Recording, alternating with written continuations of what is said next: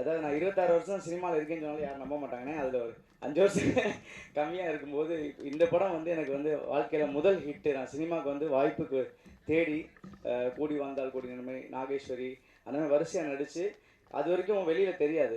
ஆனால் ஆட்டோகிராஃபில் நடித்ததுக்கு அப்புறம் தான் இவன் சுப்பிரமணியன் நடிச்சிருக்கான், பெஞ்சமின் சின்ன வயசாக நடிச்சிருக்கான் அப்படின்னு சொல்லி அந்த ஒரு திரைப்படத்துக்கு நான் போய் நம்ம ஃபோட்டோ நடித்த ஒர்க்கிங்ஸ் எல்லாம் எடுத்துகிட்டு ஆல்பம் எடுத்துகிட்டு ஒரு கம்பெனியில் தைரியமாக போய் வாய்ப்பு தேடுவேன்.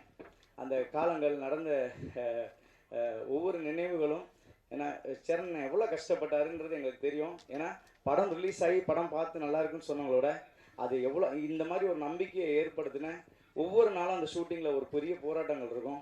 அவ்வளோ அன்றைக்கெலாம் ஃபிலிமில் எடுப்பாங்க, டிஜிட்டல் இன்றைக்கி வந்து டிஜிட்டலில் நிறையா ஈஸியாக 10 ஷாட் 20 ஷாட்னு எடுத்துக்குவோம். ஆனால் அண்ணன் ஒரு சீனோட பர்ஃபெக்ஷன் அந்த ஸ்கூல் டைமில் பாண்டியராஜன் எங்கள் எல்லாருமே ராமகிருஷ்ணன் என்னை அடிச்சிடும் டப்புன்னு போய் போடா டைம் போடா ஒவ்வொருத்தருக்கும் அந்த பஞ்சுவாலிட்டி ஷூட்டிங்கில் நிற்கிறது எல்லாமே ஒரு பெரிய லேர்னிங் அப்படின்னு தான் நான் பார்க்குறேன். எனக்கு வாழ்க்கையில் மறக்க முடியாத என்னுடைய முதல் ஹிட், எனக்கு நான் வந்த கடத்தில் எனக்கு வந்து மறக்க முடியாத ஒரு ஆட்டோகிராஃப் இது. ஸோ அந்த நினைவுகளை அதுவும் இன்றைக்கி என்னை முதல் அழைப்பார்னா ஃபஸ்ட்டு ஏற்று மாட்டி விட்டேன் அண்ணனுக்கு ரொம்ப நன்றி. ஏன்னா பெரியவங்க இருக்கும்போது நான் வந்து எனக்கு உண்மையிலேயே என்னென்னா கண் கலங்குது. இப்போ ஒரு சீன்ஸ்லாம் பார்க்கும்போது எங்களுக்கு சீனுக்கு பின்னாடி நடந்த நினைவுகள் தான் ஓடுது.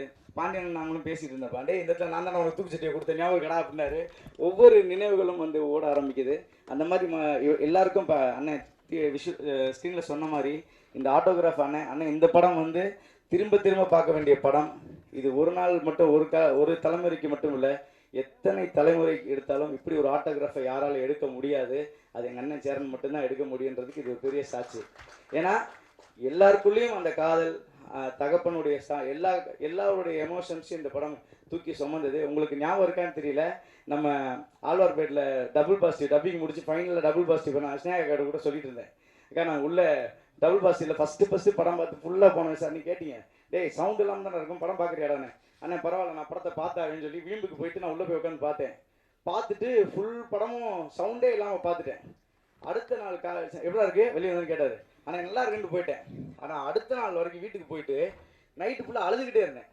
என்னமோ என்னை வந்து பாதிச்சுக்கிட்டே இருந்துச்சு, இந்த படம் என்னமோ என்னை தூண்டிகிட்டே இருந்துச்சு. வெறும் சத்தமே இல்லாமல் ஒரு படம் பார்த்துட்டு அழுது ஞாபகம் இருக்குது. அப்போ திருப்பி மறுநாள் காலையில் ஓடி வந்து அண்ணே பயங்கரமாக அழுதுகிட்டே இருந்தேன், என்னன்னு தெரியல உள்ளுக்குள்ளே அந்த இதெல்லாம் திருப்பி எதையோ ஞாபகப்படுத்துது அப்படின்னு சொன்னேன். சரி உரா பார்த்துக்கலாம்டா அப்படின்னாரு. அதில் ஒரு பெரிய மகிழ்ச்சி. இதே மாதிரி மியூசிக்கோட பார்த்த ஒரு ப்ரெஸ் ரிப்போர்ட் சொன்னதுக்கு நீங்கள் ஒரு 5 பவுன் செயின் போட்டிக்க, ஆனால் எனக்கு எதுவும் போடலண்ணே, ஞாபகம் வச்சுக்கிட்டேன். இந்த செகண்ட் ஹிட்டில் ஞாபகம் வச்சு ஏதாச்சும் செய்யுங்க.